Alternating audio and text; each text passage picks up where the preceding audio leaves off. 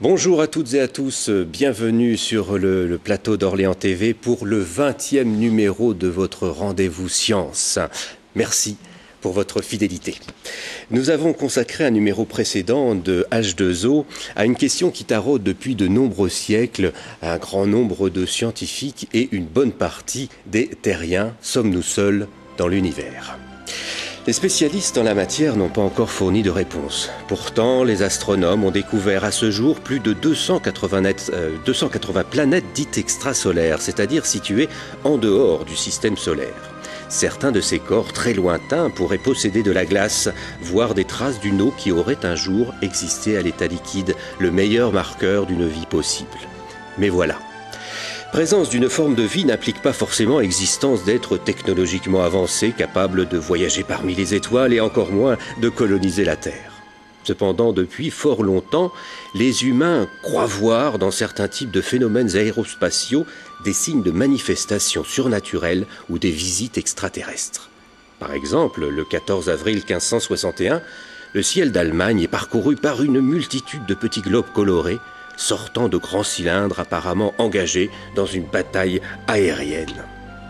Bien plus tard, au XIXe siècle, l'astronome Camille Flammarion s'intéresse aux bradites, qui sont des météores lents, plusieurs minutes à 1 heure, voire davantage.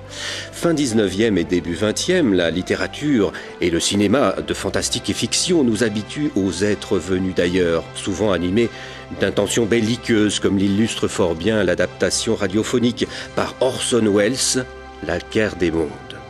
En octobre 1938, il fait croire à une guerre ouverte entre martiens et terriens, créant ainsi un vent de panique. Bonjour Pierre Lagrange, merci d'être avec nous sur ce plateau. Vous êtes sociologue des sciences, spécialisé dans les controverses sur les parasciences. Oui.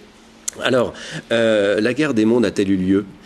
C'est une question complexe, parce qu'en fait, d'abord Orson Welles, quand il met en scène quand il scénarise donc le roman d'Herbert George Wells, il n'a pas l'intention de faire un canular. C'est une pièce radiophonique. Il en faisait une toutes les semaines. La semaine précédente, c'était Jules Verne, Le Tour du monde en 80 jours. Oui.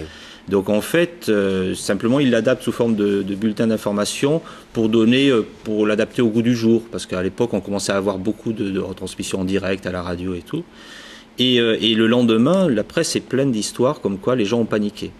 Et c'est là en fait où il y a quelque chose d'intéressant, c'est que depuis on entretient cette idée que l'Amérique a été saisie de panique. Et en fait, moi je pense que l'histoire est plus complexe que ça. Il n'y a pas eu un vrai phénomène de panique. En tous les cas, c'est clair qu'il n'y a pas eu de suicide. Il y a eu, on recense un accident, une personne qui s'est cassé le bras en descendant les escaliers, donc ça ne va pas chercher bien loin. Et par contre, je crois que ce qui est important, c'est de voir qu'on était à une époque où, et ça n'a pas encore tout à fait disparu, où les gens qui pensaient faire partie de l'élite, je dirais, étaient prêts à croire que le peuple avait des comportements irrationnels pour un rien. Donc je crois que c'est surtout ça en fait qu'il faut retenir de cette histoire, c'est que ça a généré énormément de commentaires sur les comportements irrationnels de la foule. Et c'est quelque chose qui d'ailleurs durait depuis le 19e, puisque avec l'exode et la façon dont tous les gens sont arrivés dans les villes, il y a eu comme ça une espèce de vent de panique, je dirais, chez l'élite, qui s'est dit comment ces foules vont réagir. Et Orson Welles, donc c'est vraiment une histoire qui a implanté qui a cristallisé ce phénomène. Alors le terme soucoupe volante remonte à 1947, comme va nous le montrer ce gros titre de l'Oregon Journal datant du 26 juin 1947. Voilà, le mystère du disque volant grandit, et c'est l'observation de Kenneth Arnold qui en est l'initiateur de ce mouvement. Oui, c'est un pilote de 32 ans qui est homme d'affaires de Boise dans l'Idaho, et il observe 9 engins bizarres au-dessus du Mont Rainier dans l'état de Washington, c'est un volcan, et ces engins vont à une vitesse qu'il estime à 2 fois la vitesse du son. Or, à l'époque, on n'a pas franchi le mur du son, et ils ont une forme bizarre, ils sont arrondis à l'avant et triangulaires à l'arrière, ils n'ont pas une forme de soucoupe. Mais quand il décrit le lendemain à des journalistes, un journaliste que j'ai retrouvé, Bill Beckett, il lui dit « ça se déplaçait dans l'air comme des galets ou des soucoupes qui ricochent ». Vous voyez, donc et en fait, l'erreur va venir de là. Voilà. Bill Beckett va transformer le mouvement en forme, d'où l'expression soucoupe volante. Mais en fait, les objets n'avaient pas une forme de soucoupe. Donc il y a quelque chose d'intéressant à ce niveau-là aussi. Et la prolifération à cette époque des soucoupes volantes, est-ce que ça tient également à la guerre froide qui sévissait à l'époque ? Alors là aussi, c'est de la grande idée, c'est qu'on interprète souvent le phénomène des soucoupes, parce qu'après l'observation de Kenneth Arnold, il y a plein de témoins qui se manifestent, qui disent « moi aussi j'ai vu des trucs bizarres dans le ciel ». Donc on dit évidemment, les gens sont inquiets à cause des soviétiques, on parle beaucoup d'armes secrètes et tout.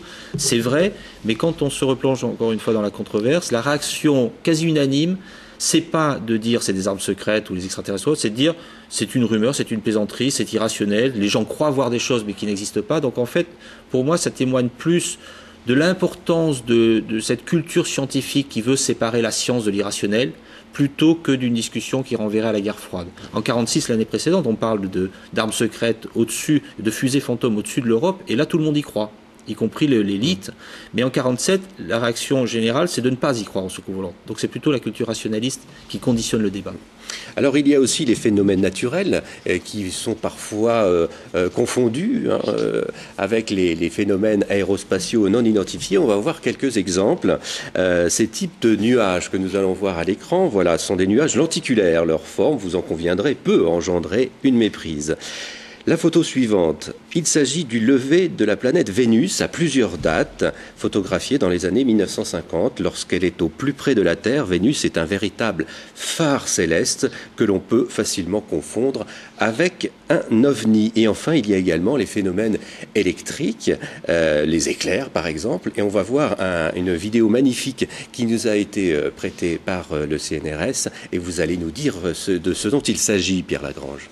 Alors ça, en fait, ce sont des phénomènes qui sont liés à la formation des orages en haute atmosphère. On est au-dessus de l'atmosphère de la Terre. Ils sont très brefs. Et il y a une époque où les pilotes rapportaient ce genre de choses et on ne connaissait pas leur existence. Donc on disait, on a encore des histoires de soucoupes volantes. Ce qui est intéressant à partir sur l'histoire des méprises, c'est que on accuse souvent effectivement les gens, ils ne sont pas capables de reconnaître Vénus, la Lune ou des nuages ou autres.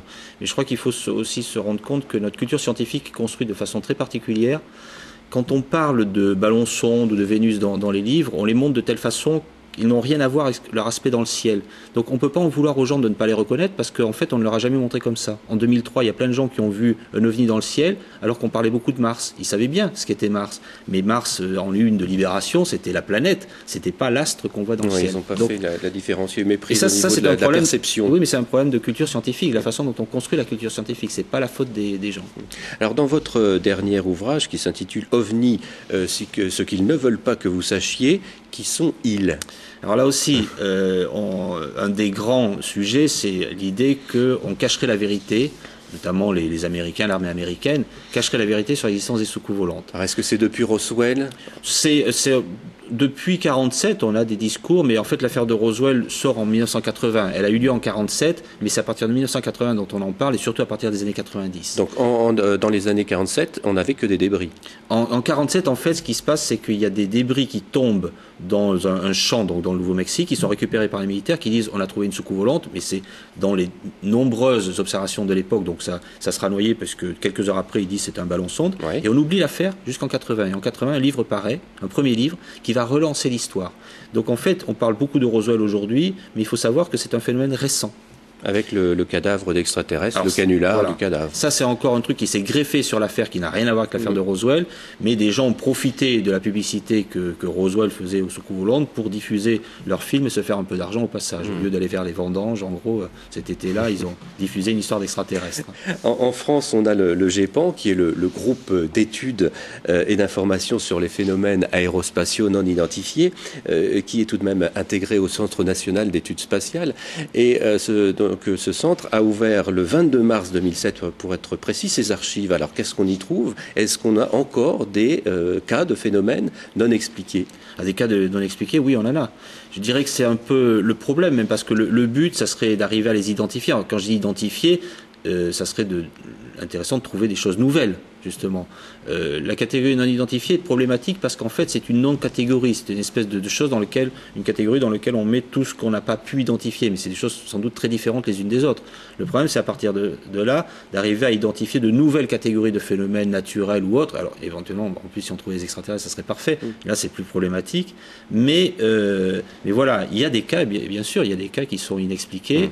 Et certains, ayant été bien enquêtés, on ne voit pas ce que les gens ont vu. Alors, visionnons maintenant un film qui a été envoyé, un film étonnant, envoyé par un de vos collègues italiens qui travaille sur le projet Esdalen. Et on va le voir tout de suite. Vous allez nous dire ce que l'on voit à l'écran et qu'est-ce que le projet Esdalen. Alors, Esdalen, c'est une vallée qui se trouve en Norvège où on observe depuis de longues années régulièrement des phénomènes lumineux dans le ciel. Alors ça, c'est l'exemple du genre de choses qui sont prises, parce que il se trouve que depuis début des années 80, les Norvégiens ont installé des caméras de détection qui arrivent à filmer quand il n'y a personne, à détecter les choses et à les filmer. Et il y a des Italiens donc, qui participent à des scientifiques italiens et des ufologues, des spécialistes des ovnis qui participent à cette recherche. Et là, c'est vraiment, on est sur un cas intéressant parce qu'on est sur un lieu privilégié où il semble se passer quelque chose. Alors, c'est peut-être quelque chose qui est lié, comme les aurores boréales, au caractère particulier de l'endroit. On est dans le Grand Nord.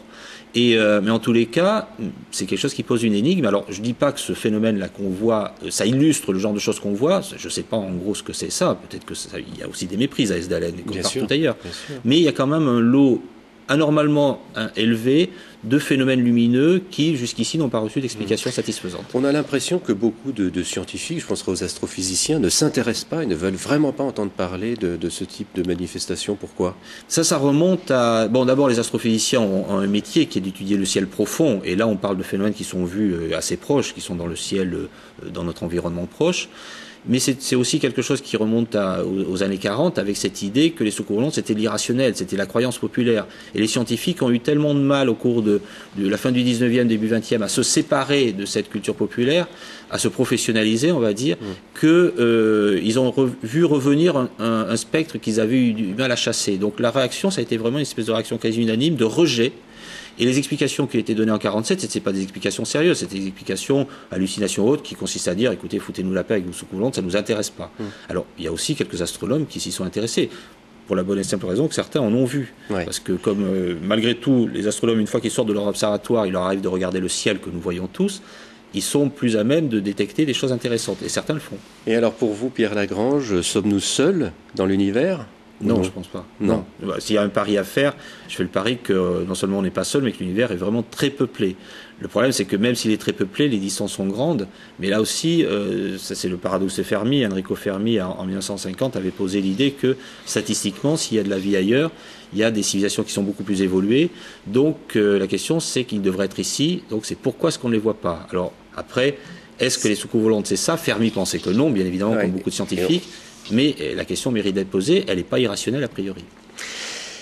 Pour tout savoir sur ce vaste sujet, le site internet du GEPAN s'affiche en ce moment même à votre écran, et puis celui du projet Esdalen que nous venons d'évoquer. Merci Pierre Lagrange de votre présence sur ce plateau.